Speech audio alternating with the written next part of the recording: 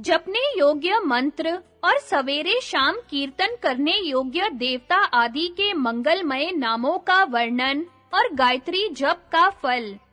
युधिष्ठिर ने पूछा, पितामह, आप संपूर्ण शास्त्रों के विद्वान हैं, अतः मैं पूछता हूँ कि प्रतिदिन किस स्तोत्र या मंत्र का जप करने से धर्म के महान फल की प्राप्ति हो सकती है। यात्रा, गृह प्रवेश या किसी कर्म का आरंभ करते समय अथवा देव यज्ञ में या श्राद्ध के समय किसका जप करने से कर्म की पूर्ति हो जाती है। शांति, पुष्टि, रक्षा, शत्रु नाश तथा भय निवारण करने वाला कौन सा ऐसा जप है जो वेद के समान महत्व रखता है? आप उसे बताने की कृपा करें। भीष्म जी ने कहा, राजन, महर्षि वेद व्यास का बताया हुआ मंत्र मैं तुम्हें बतला रहा हूँ, एकाग्र चित्त होकर सुनो। सावित्री देवी ने इस मंत्र की सृष्टि की है तथा यह तत्काल ही पाप से छुटकारा दिलाने वाला है। जो इस मंत्र को सुनता है वह दीर्घजीवी होता है, उसकी सारी इच्छाएं पूरी हो जाती हैं और वह इहलोक तथा परलोक में भी आनंद भोगता है। प्राचीन काल में क्षत्रिय धर्म का पालन करने वाले और सदा सत्य व्रत के आचरण में संलग्न रहने वाले राज ऋषि गण इस मंत्र का सदा ही जप किया करते थे। जो राजा इंद्रियों को वश में करके शांति पूर्वक प्रतिदिन इस मंत्र का पाठ करते हैं, उन्हें सर्वोत्तम संपत्ति प्राप्त होती है। यह मंत्र इस प्रकार है: महान व्रतधारी वशिष्ठ, वेद निधि, पराशर, विशाल, सर्व रूपधारी अनंत, अक्षय सिद्धगण, ऋषि वृंद तथा परात्पर देवाधिदेव, वरदाता एवं सहस्त्र मस्तक वाले शिव को और सहस्त्रों नाम धारण करने वाले भगवान जनार्दन को नमस्कार है।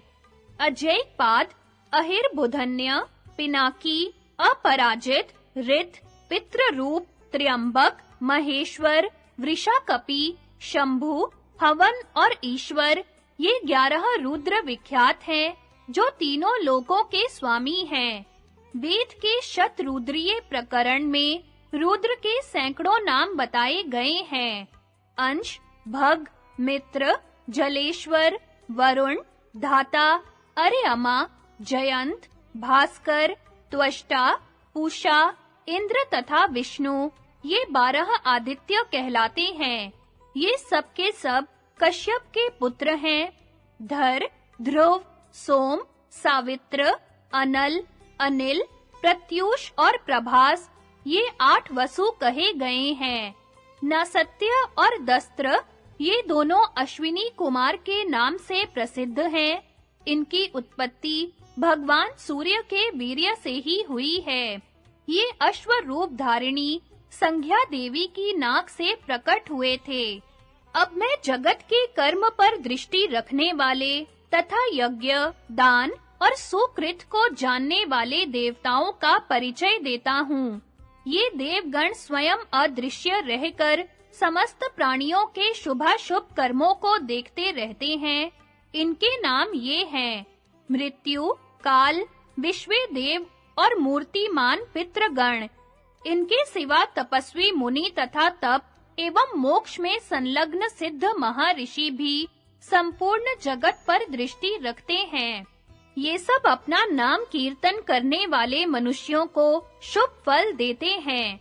प्रजापति ब्रह्मा जी ने जिन लोकों की रचना की है, उन सब में ये अपने दिव्य तेज से निवास करते हैं तथा शुद्ध भाव से सबके कर्मों का निरीक्षण करते हैं। ये सबके प्राणों के स्वामी हैं।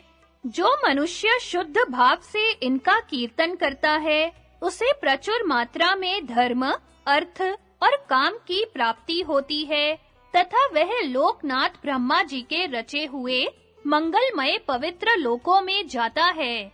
ऊपर बताए हुए 33 देवता संपूर्ण भूतों के स्वामी हैं।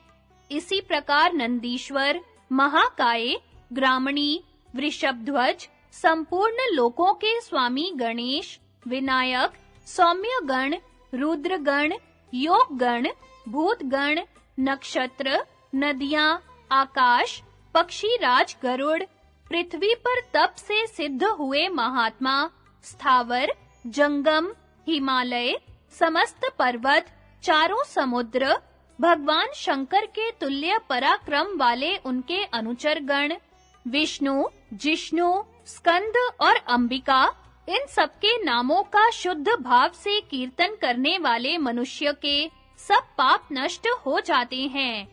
अब श्रेष्ठ महर्षियों के नाम बता रहा हूँ। यवक्रीत, रैभ्य, अर्वावसु, परावसु, उशिज के पुत्र कक्षीवान, अंगीरा नंदन बल और मेधा तिथि के पुत्र कण्व ऋषि। ये सब ऋषि ब्रह्म तेज से संपन्न और लोक सृष्टा बतलाए गए हैं। इनका तेज रुद्र, अग्नि तथा वसुओं के समान है। ये पृथ्वी पर शुभ कर्म करके अब स्वर्ग में देवताओं के साथ आनंद पूर्वक रहते और शुभ फल का उपभोग करते हैं। ये सातों महर्षि महेंद्र के गुरु हैं और पूर्व दिशा में निवास करते हैं। जो पुरुष शुद्ध चित्त से इनका नाम लेता है, वह इंद्रलोक में प्रतिष्ठित होता है। उन्मुचु, प्रमुचु, स्वसत्यात्रेय, दृढ़भ्य, उधर्व बाहु, तृण सोमांगिरा और मित्रा वरुण के पुत्र महाप्रतापी अगस्त्य मुनि, ये 7 धर्मराज के ऋत्विज हैं और दक्षिण दिशा में निवास करते हैं। दृढ़ेयु, ऋतेयु, परिव्यात, एकत, द्वित, त्रित तथा अत्रि के पुत्र सारस्वत मुनि, ये 7 वरुण के ऋत्विज हैं और पश्चिम दिशा में इनका निवास है। अत्रि भगवान वशिष्ठ, महर्षि कश्यप, गौतम, भरद्वाज, विश्वामित्र और ऋचिक नंदन जमदग्नि, ये 7 उत्तर दिशा में रहने वाले और कुबेर के गुरु हैं। इनके सिवा 7 महर्षि और हैं जो संपूर्ण दिशाओं में निवास करते हैं। वे जगत को उत्पन्न करने वाले हैं।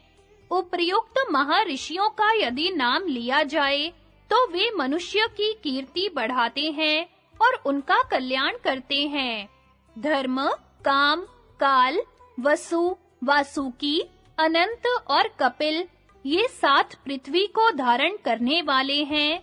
ये महात्मा इस जगत में शांति और कल्याण का विस्तार करने वाले और दिशाओं के पालक कहलाते हैं। ये जिस दिशा में निवास करें, उसी दिशा की ओर मुँह करके इनकी शरण लेनी चाहिए। ये संपूर्ण भूतों के सृष्टा और लोक पावन बताए गए हैं।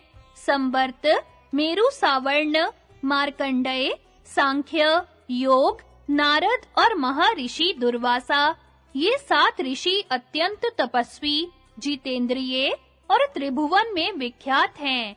इन सब ऋषियों के अतिरिक्त बहुत से महर्षि रुद्र के समान प्रभावशाली और ब्रह्मलोक के निवासी हैं। इनका कीर्तन करने से मनुष्य के धर्म, अर्थ और काम की सिद्धि होती है। पूर्व काल में यह पृथ्वी जिनकी पुत्री हुई थी, उन वेन नंदन महाराज पृथु के नाम और गुणों का कीर्तन करना चाहिए, जिन्होंने सूर्य वंश में जन्म लेकर इंद्र के समान पराक्रम दिखलाया था, जो ईला के गर्भ से उत्पन्न और बुध के प्रिय पुत्र थे।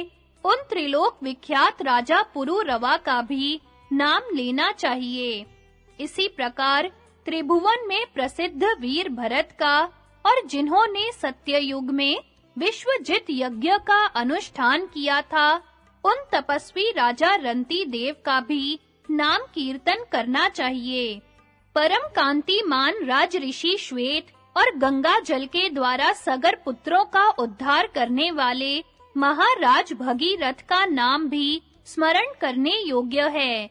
ये सभी राजा अग्नि के समान तेजस्वी, महान, धीर और अपनी कीर्ति को बढ़ाने वाले थे। इन सब का कीर्तन करना चाहिए। श्रुतियों के आधारभूत परब्रह्म परमात्मा का कीर्तन संपूर्ण प्राणियों के लिए मंगलमय है। मनुष्य को प्रतिदिन सवेरे और शाम के समय भगवत कीर्तन के साथ ही उपयुक्त देवताओं, ऋषियों और राजाओं का भी नाम लेना चाहिए। ये देवता ही जगत की रक्षा करते, पानी बरसाते, प्रकाश और हवा देते तथा प्रजा की सृष्टि करते हैं। ये ही विघ्नों के राजा विनायक, श्रेष्ठ, दक्ष, क्षमाशील और जितेंद्रिय हैं। ये महात्मा सबके पाप और पुण्यों के साक्षी हैं। इनका नाम लेने पर ये मनुष्यों के अमंगल का नाश करते हैं। जो सवेरे उठकर इनके नाम और गुणों का उच्चारण करता है, उसको शुभ कर्मों के भोग प्राप्त होते हैं। प्रतिदिन इन देवताओं का कीर्तन करने से मनुष्यों के दुस्वप्न नष्ट हो जाते हैं और वे सब पापों से छुटकारा पा जाते हैं। जो द्विज प्रत्येक दीक्षा के समय नियम पूर्वक रहकर इन पवित्र नामों का पाठ करता है, वह न्यायवान, आत्मनिष्ठ, क्षमाशील, जितेंद्रिय और दोष दृष्टि से रहित होता है। रोग व्याधि से ग्रस्त मनुष्य इसका पाठ करने पर पाप मुक्त एवं निरोग हो जाता है। जो अपने घर के भीतर इन नामों का पाठ करता है, उसके कुल का कल्याण होता है। दूसरे गांव की यात्रा करते समय जो इस नामावली का पाठ करता है, उसका मार्ग सकुशल समाप्त होता है। जो देव यज्ञ और श्राद्ध के समय उपयुक्त नामों का पाठ करता है, उसके हव्य को देवता और कव्य को पितृ सहर्ष स्वीकार करते हैं। जो मनुष्य जहाज में या किसी सवारी में बैठने पर, विदेश में अथवा राज दरबार में जाने पर मन ही मन गायत्री मंत्र का जप करता है, उसे उत्तम सिद्धि प्राप्त होती है।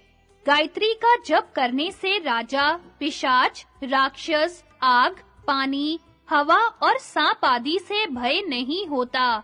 गायत्री मंत्र का जप करने वाला पुरुष चारों वर्णों और चारों आश्रमों में शांति स्थापित करता है।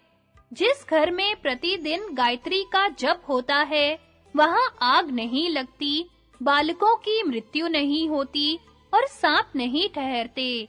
जो परब्रह्म स्वरूप गायत्री के गुणों का कीर्तन सुनते हैं, उनके दुख दूर हो जाते हैं और वे परम गति को प्राप्त होते हैं। यह सिद्धि को प्राप्त हुए महर्षि वेद व्यास का कहा हुआ प्राचीन इतिहास है। इसमें पराशर मुनि के दिव्य मत का वर्णन है। पूर्व काल में इंद्र को इसका उपदेश किया गया था, वही मैंने तुम्हें सुनाया है। सावित्री मंत्र सत्य सनातन ब्रह्म रूप है। यह संपूर्ण भूतों का हृदय और सनातनी श्रुति है। चंद्र, सूर्य, रघु और पुरु के वंश में उत्पन्न हुए सभी राजा पवित्र भाव से प्रतिदिन गायत्री मंत्र का जप करते थे। गायत्री संसार के प्राणियों की परम गति है। काश्यप, गौतम, भृगु, अंगीरा, अत्रि, शुक्र, अगस्त्य और बृहस्पति आदि वृद्ध ब्रह्म ऋषियों ने सदा ही गायत्री मंत्र का सेवन किया है। भृगु का नाम लेने से धर्म की वृद्धि होती है। वशिष्ठ मुनि को नमस्कार करने से वीर्य बढ़ता है। राजा रघु को प्रणाम करने से संग्राम में विजय प्राप्त होती है और अश्विनी कुमारों का नाम लेने से कभी रोग नहीं सताता। राजन, इस प्रकार सनातन ब्रह्म रूपा गायत्री का महात्म्य मैंने तुम्हें बताया है।